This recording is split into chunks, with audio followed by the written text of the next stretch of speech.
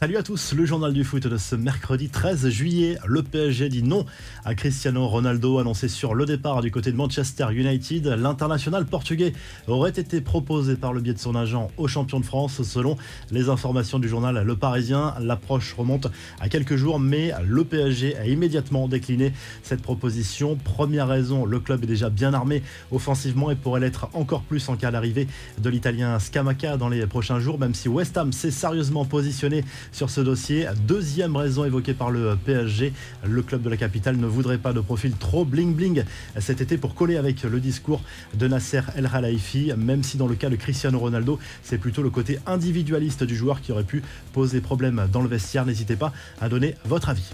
Les autres infos et rumeurs du mercato et tout d'abord ce démenti de Samuel Umtiti. Certains médias ont annoncé que le champion du monde avait été recalé par Rennes lors de la traditionnelle visite médicale.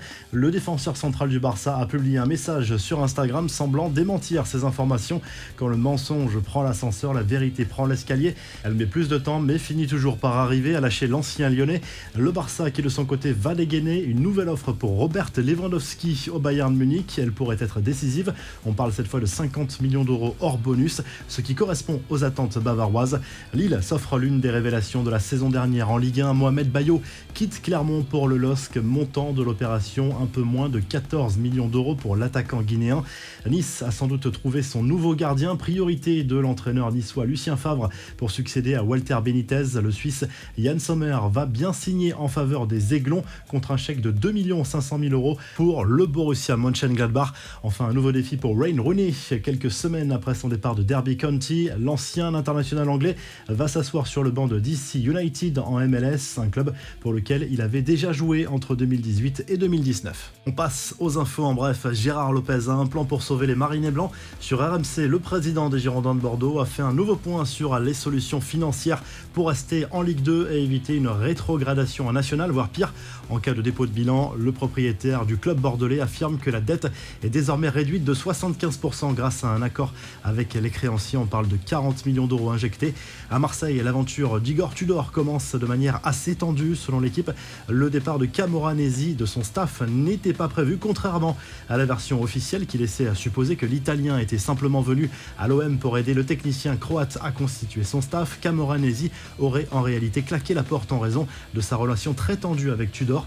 Un mot sur l'Euro féminin. Les Allemandes sont déjà qualifiées pour les quarts de finale grâce à leur victoire 2-0 contre l'Espagne. Succès également du Danemark contre la Finlande. À suivre ce mercredi, Suède, Suisse et Pays-Bas, Portugal. La revue de presse, on file tout de suite en Espagne où le journal Sport évoque surtout l'arrivée de Rafinha au FC Barcelone. Le club catalan a trouvé un accord avec Leeds pour un transfert de 58 millions d'euros plus 7 millions de bonus. Le Brésilien va devenir la troisième recrue du club Blaugrana après Christensen et Kessié.